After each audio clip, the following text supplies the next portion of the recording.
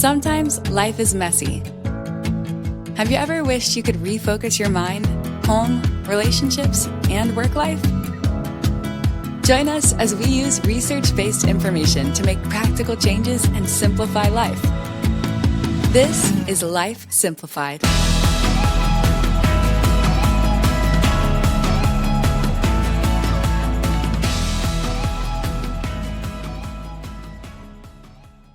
Welcome to Life Simplified. This is Tiffany, and I'm going to be your host for this episode. If you joined us during our last episode, you know we're focusing on thriving, and so I think we've even been calling it Thrive Mode Activated.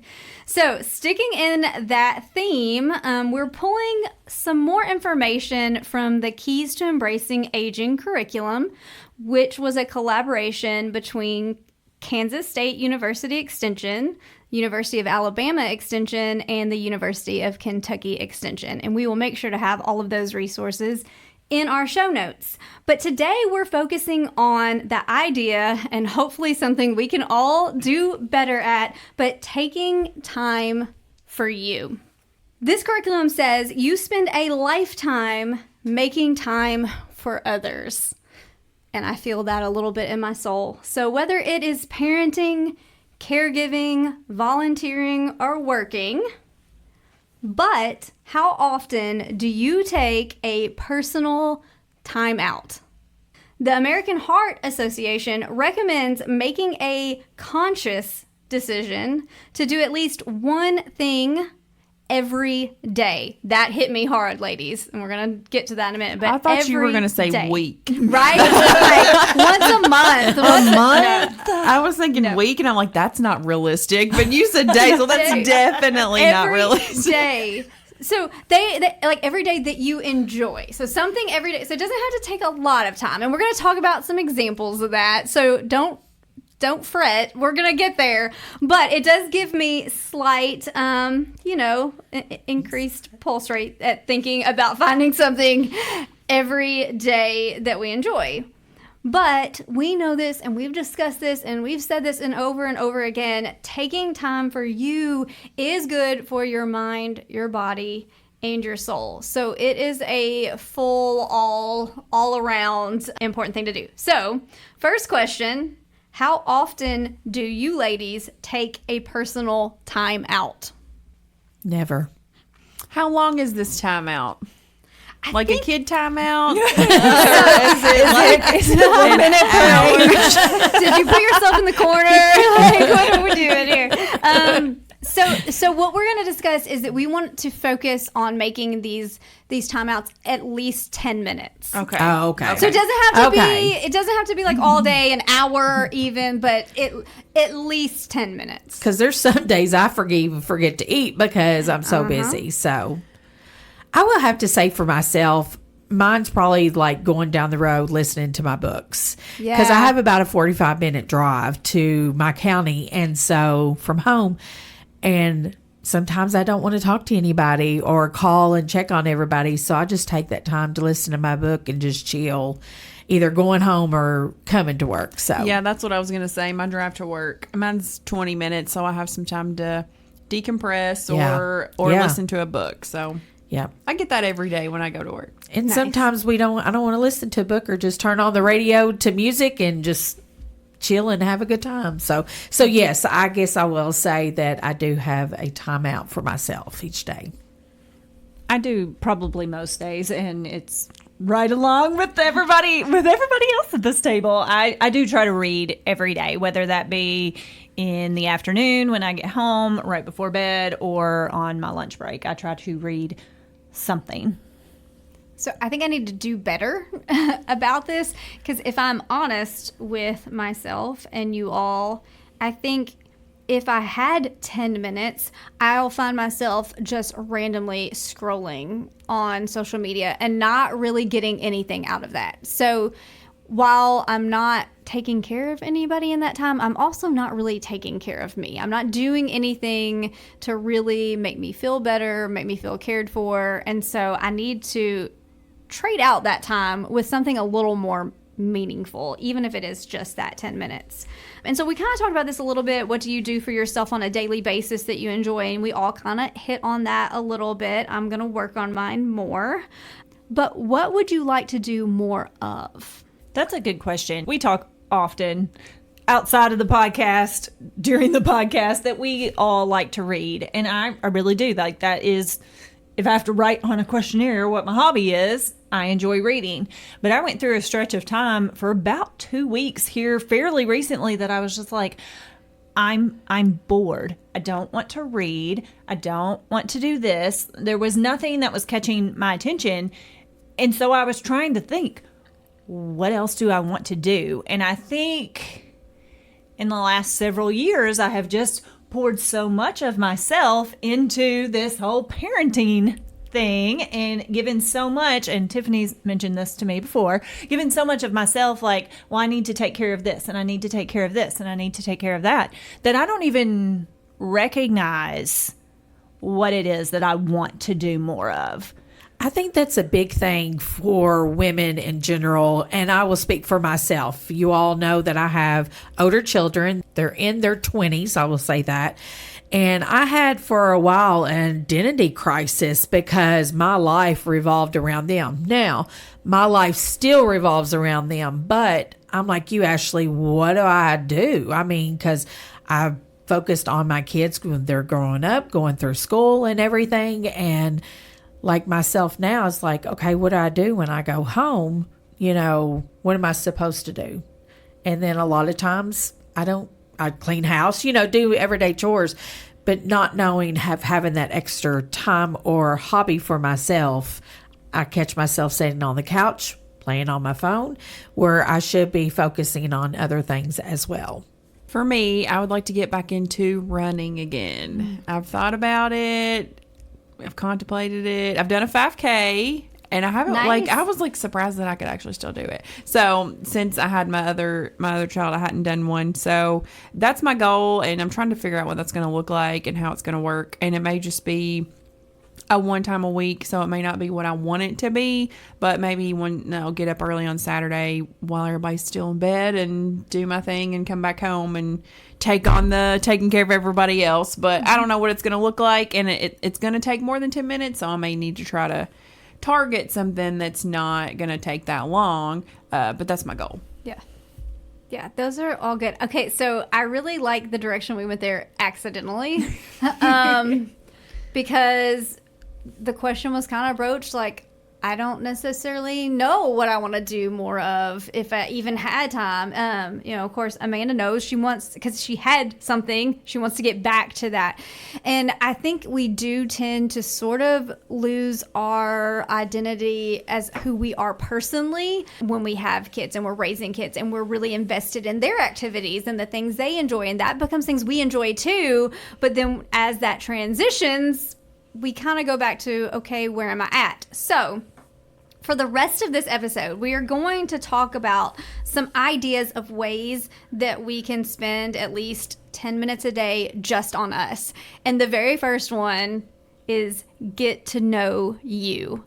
And I love this concept. It's one of my favorite things out of this particular curriculum. There are a couple others we'll talk about too, but the get to know you, because I think that's something we gloss over and we forget about, and we just kind of are like, I don't know. Surely I know me, right? I'm with me all the time. But do we truly know who we are? And so I'm going to read an excerpt from that. It says, what makes you you?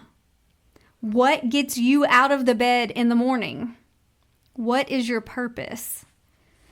To help you answer these questions, think about the things you believe in, the values that guide your life, and the passions that motivate you. Have you identified and thought about what is really important to you and what you want to get out of life, including your short-term and long-term goals?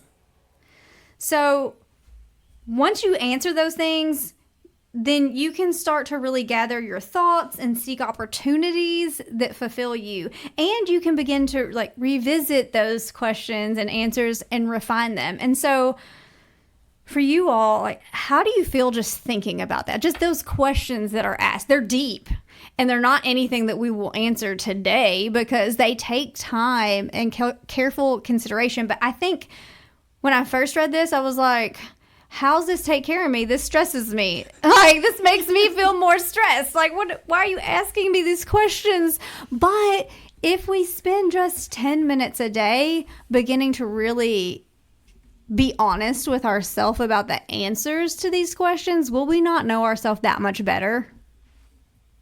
And identify the things that we truly want to do that make us feel good and valued and purpose driven. Like, all of those things are really important, but sometimes we do forget or we lose sight, or we're just, maybe I'm not sure anymore. And so getting to know ourselves is so vital. I always think about this, and this is an older movie, but have you ladies seen Runaway Bride?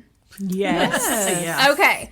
Like, I feel like it's a safe bet. You know, we got Julia Roberts in there. So it's been a little while since I've watched Runaway Bride, but one of the scenes that I think really is impactful is every time the interviewer is talking to Julia Roberts, and asking, like, when okay, actually, they're not interviewing Julia. They're interviewing all of the men that she's run away from. So she ran away. She had to go.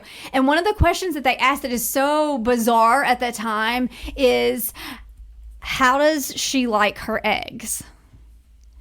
And every man's answer is scrambled, just like me. Over easy, just like me.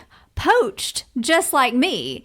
And it's different for every man, but the answer is always just like me. And then at the end, that he asks her, how do you like your eggs? And the point was, she never knew because she didn't take the time to know herself. She always just molded herself to the person she was with. She always just said her likes, her interests, her whatevers were that person's and not her own. And so there is empowerment and freedom in finally figuring out what kind of eggs you like, because you like them, not because someone else does. And so for me, that is what this is speaking to. It's like, get to know you. Get to know what you truly value and like and want to do with your time. So I always thought that was cool. Like, just something to think about. Okay, the next one sounds like very obvious, but we're going to talk about it anyways. So the next way that we can take time for you is by taking care of ourselves. And it sounds very obvious, but it is maybe not so easy to do, because how often do we just genuinely take care of ourselves? Probably not very often. Yeah, not very often. Probably not very often, but it's important. And so in this curriculum, it says life is busy. We know that the whole point of Life Simplified is because life is busy and we want to do it as well as we can. As a result, you may neglect your own well-being, which can lead to stress, irritability, moodiness, and even depression. But proper self-care, so the things that we talk about all the time, sleep, nutrition, physical activity, and low stress, can help improve our mood and our daily productivity. So we'll feel better and we'll do better because of that.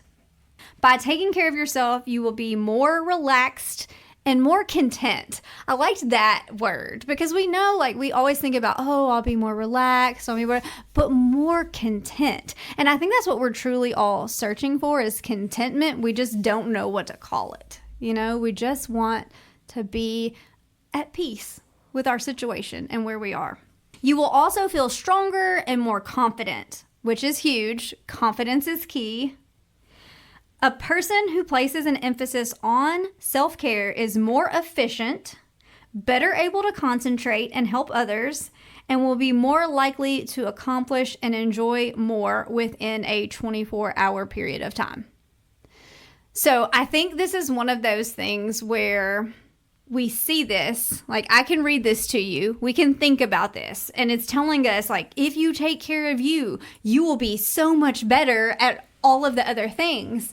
But then when we go out and try and live it, we're like, I can't take care of me. I've got to take care of all the other things. So we do all the other things less than we could do it if we would just try to put ourselves first every once in a while. If we would just try and carve out a little bit of time to take care of us. It goes back to the whole airplane thing. If the airplane's going down and the oxygen masks fall, yeah, you want to put it on your child first, but if you're passed out, neither of you get any oxygen. We're no good to others when we don't take care of us. That's like the saying is, if you don't take care of yourself, who's going to take care of you? Yeah. You know, and you're not going to be able to take care of anybody else. It's hard in our brains to get that sometimes, but that's exactly, I mean, we need to be able to take care of ourselves so we can take care of everybody else. Yeah, absolutely. And I've really been trying to be more physically active. We've talked about this in previous episodes. And so I have made it a point most work days. I'm not going to say every work day because sometimes I'm not. But I come home, I sit, I chat with my husband, my daughter, and then before I jump up to cook supper, which is what I feel like I am constantly doing. I come from work, then you come home and you've got to do the home things.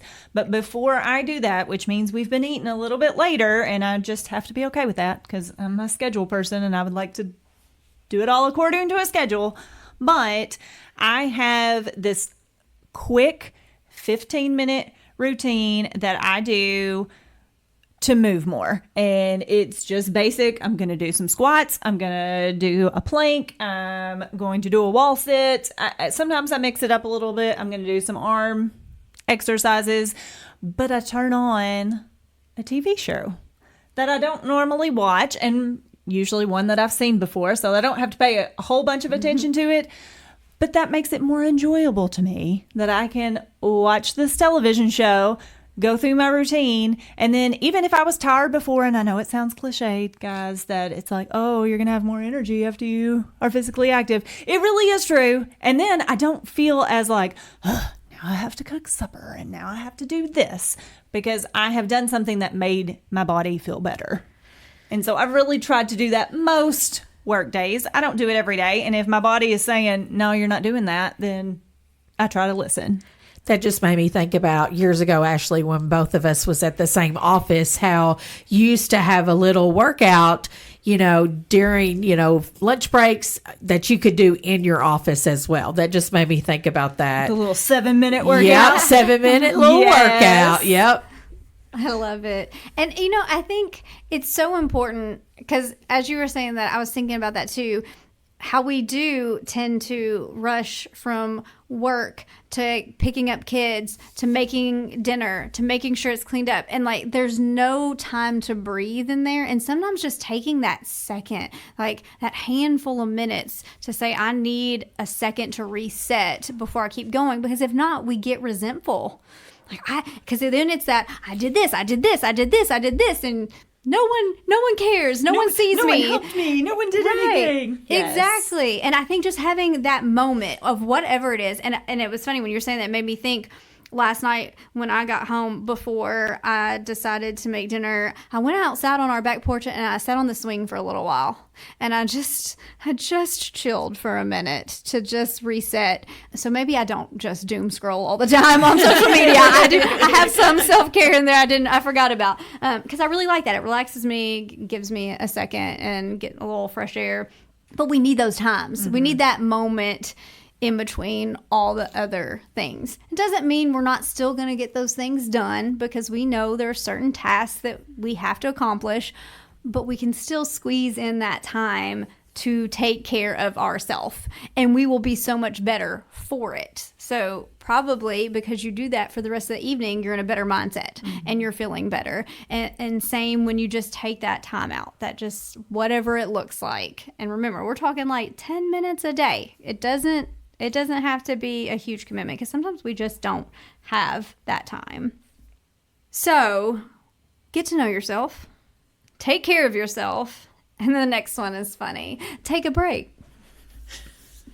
From what? From all the things? From everything. Are you giving me a permission to take a break from all the things? I am. And actually, so let's go there. It says, it is mentally healthy to take a break from your daily routine, but such breaks often come with guilt. Yes. Shocker. I think we can identify with that. You feel guilty when you're at work or running errands because you're not with your family. Yet, when you're spending time with family, you feel pressure because you're not concentrating on work or household tasks. And on top of it, people feel the most guilt when they take time for themselves, which is exactly what we're talking about doing. So we have a lot of guilt stewing here. But slipping away from your daily routine doesn't have to occur for extended periods of time. That's what we're talking about. We're squeezing in little pieces where we can. It can mean going to your bedroom with your door closed to sit, to take a bath, to read a book, to just be uninterrupted for a few minutes.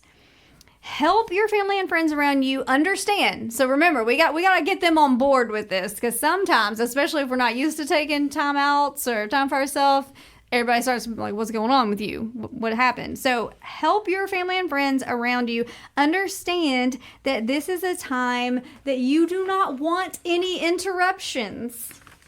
And if it's difficult for people to leave you alone, then it may be better to take this break by leaving the house, going for a walk, meeting a friend for coffee, seeing a movie, going shopping. Sometimes you have to get away. But we have to take breaks. So, what are y'all's favorite ways to just take a break? Okay, so y'all are going to probably really laugh at me right now.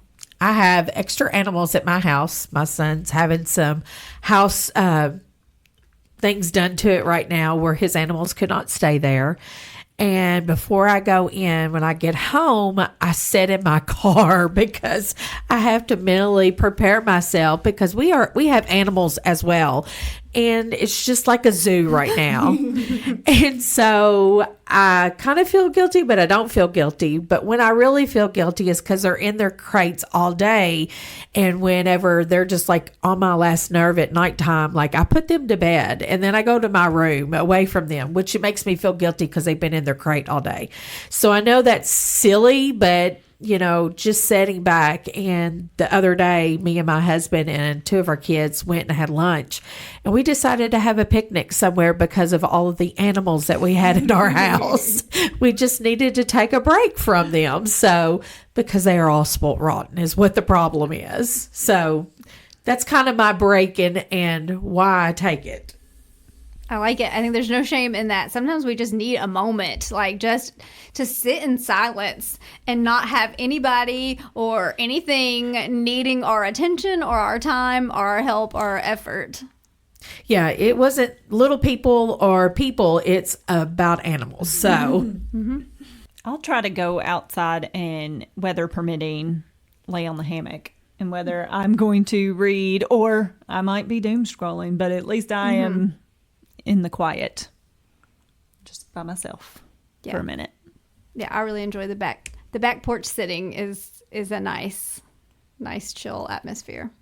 So for me, I wake up earlier than everybody else. Even if it's like 5 minutes, even I don't want to get out of bed, I wake up, get some coffee, and I just sit. And sometimes I'll go outside and sit on the porch. Sometimes I'll just sit. Sometimes I'll watch TV or doom scroll, or I'll just sit and enjoy my cup of coffee before everybody wakes up and it's chaos. So that's fun. Silence is truly golden. Yes. truly It definitely golden. is. And I think that's what all of ours are like. We're just sitting in silence. Yes. Yeah. Just quiet. I don't even turn the volume on the phone if I'm scrolling. Oh, I'm no, just never. like, I don't I want to don't hear wanna- you. Don't talk to me. I don't want to hear the words that you're saying. I need the captions. Let me just so I read can that. decide if I want to watch that or not. I'll see where I come home, and a lot of times I won't even turn on the TV. Yeah. And the kids will come in. Yes. why are you sitting in dark and in silence? Because I want that. You know? Like it. I mean, I don't have to have that TV on or anything going. So, Well, when you're peopled out, I think even like voices they don't have to be with me. I don't want to hear you. Like, don't talk to me. I don't, just nothing. Give me a moment to just be. Okay, our next tip is make a to-do list. I got it. I was like, I'm going to defer to Ashley on this one. Yeah, and it says a to-do list is a motivating and organizational tool that helps you plan your day and manage your time effectively. Do you feel that? I do. I feel that on a very deep level. I have all kinds of to-do lists. They're everywhere. But they do help me, and especially when you can mark something off. Even if you have to write it on there to then mark it off. Satisfaction. Yes. It's very satisfying to do that. I would have never thought of this as a way to take time for me or to focus on me, but I think it does kind of help a mental reset, and it kind of, I can see what my day looks like. I can see what's coming, what I need to do, and I can feel that sense of accomplishment when something gets checked off. So that's one thing. Another one, I think we already know this. We've talked about this. I'm going to briefly hit it. Be physically active. We know. We talk about that all the time. Just move. Just move. You don't have to move in a gym. You don't have to move down the street. You just got to move your body somehow, some way. The next one we also talk about a lot, but it's worth mentioning. And it is eat smart and drink water. That's huge. And while like they clumped that together, and Joni's holding up her water cup right now. I think everybody at the table has some water at the moment. But these are clumped together. They're both important. Like, yes, eat smart for sure. Our body is our fuel. Like you wouldn't put the wrong fuel in your vehicle. Don't put the wrong fuel in your body because you want to live your best life. But also drinking water, and that's been huge lately. It's been very, very hot, and so just make sure you're hydrating because it helps brain health and all of the things. So eat smart, drink water. The next one, relax. Whew. Man, wouldn't we all love to just be able to relax, to just turn that brain down a little bit and just be. And I think we've all talked about the ways that we relax a little bit, our quiet times, our quiet spaces, whether it's a moment alone in the car before the animals come after us, whether it is sitting on the back porch and just being quiet, whether it's having a cup of coffee before the chaos of getting the day started, but just finding ways to relax are a really important way to take care of ourselves. The next one I love. Absolutely love. One of my favorites. I know we've mentioned it before, but it's one that we forget about, but laugh. I love to laugh, y'all. Like, love to laugh. And that is actually one of the things, like, I know for me, if I'm in a certain kind of mood and I'm feeling heavy or I'm feeling kind of in an ick kind of mood, I will look at my husband and say, we need to find a comedy special that we haven't seen and watch it, or one that we have seen and we think is hilarious and we need to rewatch it. And I will do that because sometimes I just need a moment to laugh. Like, I just need to not take the world too seriously, not take myself too seriously, and just good belly laughs where you have tears rolling down your face, which these ladies have seen me. Like, when I really get going, I can't stop and I'm a mess, but I enjoy it. And I will read a little bit here. Like, laughter really is the best medicine. They say it all the time, but it's for real. Laughter has the ability to increase the feel-good hormones in our body, our endorphins, which is huge. It makes us feel great. Laughter boosts our immune system. Did you know that? Like, laughing actually boosts your immune system. Like, what better way to feel better and stay healthier? Which also contributes to our overall healthiness. But finding humor in daily situations reduces our stress. It lowers depression. It helps our mind and body actually heal, which I think is super cool. With such positive benefits of laughter, make laughing a goal. And laughter is contagious, and you know it is. Like, once we get going, the whole room is going and we can't stop. So watch a funny movie or a funny television show. Go to a comedy club if you've never seen a comedian live. It's a good time. It's a lot of fun. Go with a group of friends. It's a good social outing. take an impromptu comedy class. I would be terrible at this because I like to laugh at things, but I don't think I myself am a comedian, so there'd be a lot of wah-wah going on if I decided to do that. But just simply laugh. Laugh with close friends. Laugh with loved ones. See the humor in life and enjoy life because it is so much more fun when you're laughing. That is one. We have 2 more, okay? We're going. So, number 9 is huge. I've said it a million times. There's whole podcast episodes on this, but learn to say no. Learn to say no. And we've talked boundaries multiple times, but the reality is that we have limitations on what we can do. We have limitations on our time. And so we've got to say no.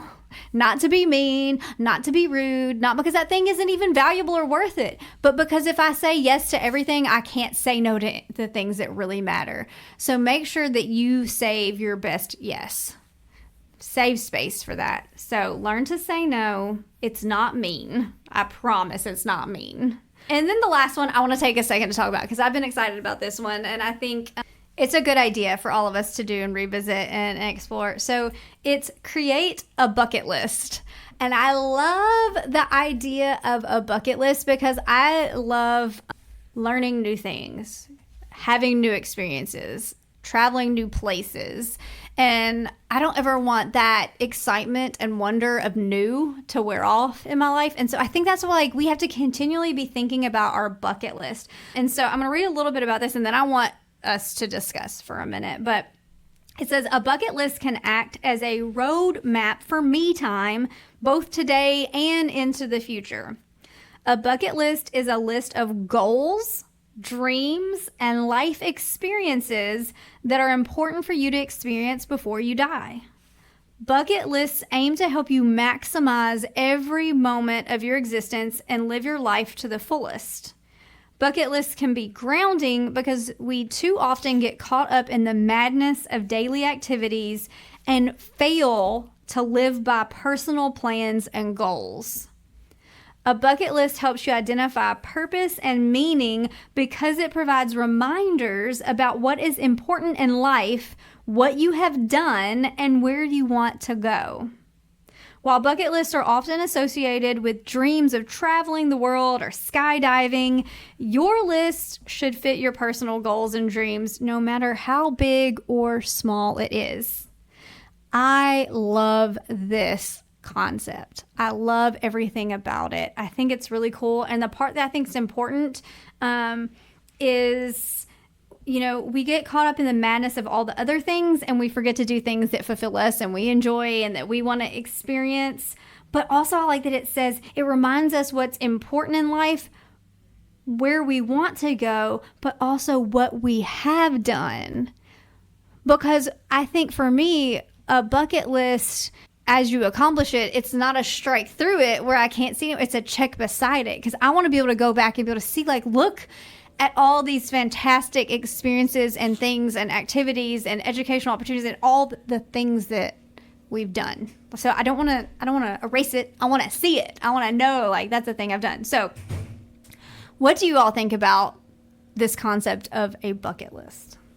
So I have a friend who is she's doing a bucket list. I think it's 50 things she wants to do before she turns 50. Nice. And it may not be exactly like that, but I know it's before she turns 50. And she has done awesome stuff. And I love following her and just kind of seeing what she's doing and how she celebrates all the wins and things like that. And so I like the idea and I think it's awesome.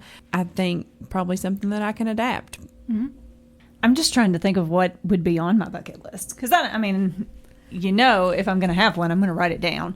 So, but I don't have one officially. I don't have down. one either, so don't feel bad. Yeah. I don't have one officially. I know that I want to go stay in a hut over the ocean. Okay. I want to do that someday.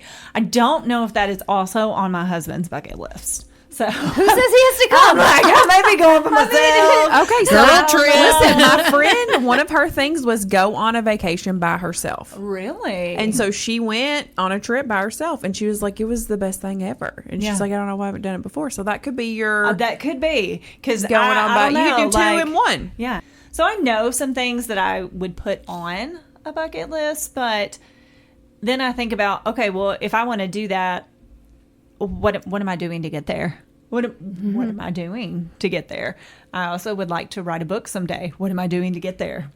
But I think that's why you put it there, because it reminds you, like, this is what fulfills me. This makes me feel alive. This is what excites me. And it doesn't mean I'm going to accomplish it today, but it's good to dream. It's good to have goals. It's good to be able to visit that and say, okay, well, I haven't been working on this one, but look at this I've done.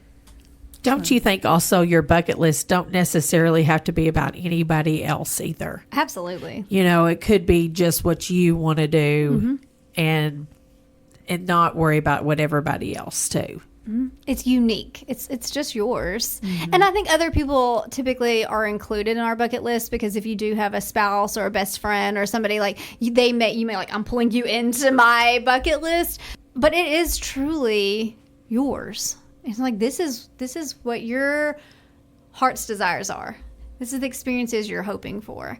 And I think for me, so I don't have a bucket list written down. I have one in my head, and I have verbally spoken these dreams, these wishes.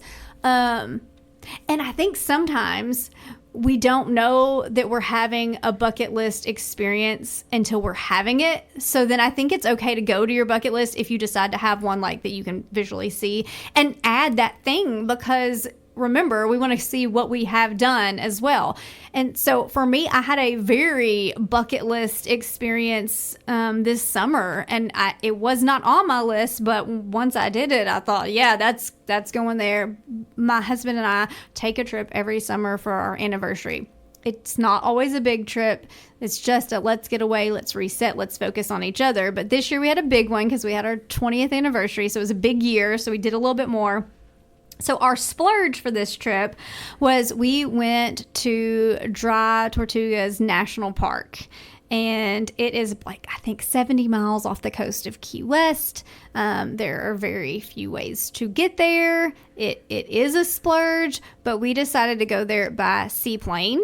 And so it was a 10-passenger seaplane, flew there, got to spend some time on this island with like maybe 30 people total there while we were there, and do some snorkeling and some other things. But it was amazing. It was something we definitely don't do every day. I don't know if we'll ever make our way back there again. I would love to if I had the opportunity, but it was a really, really cool experience, and one of those memories that will always be with me, and that I would always encourage anybody else, if you have the opportunity, go do it. You won't regret it. It's awesome. But that wasn't on my bucket list. I didn't know to have that on my bucket list until I did it. So guess what? It's on there now, and it's got a big check mark, and it was worth it. So sometimes you just, we're living our bucket list day to day, and we don't always know what that's going to look like. But I love this concept. Well, I hope that we have given each other and our listeners some really solid ideas of ways that we can take time for ourselves. We know we need to. We know there's value in it. It can be difficult, but you're worth it. And remember, just even those 10 minutes a day can make a huge, huge impact. Thank you for joining us for this episode. I hope that you will listen to all of our episodes, but definitely keep listening over the next several weeks as we continue to talk about some of these keys to embracing aging and ways to really live in our thrive mode. This is Life Simplified. Thanks for listening to Life Simplified. We are family and consumer sciences agents with the University of Kentucky Cooperative Extension Service. Contact us at lifesimplifiedpodcast@gmail.com.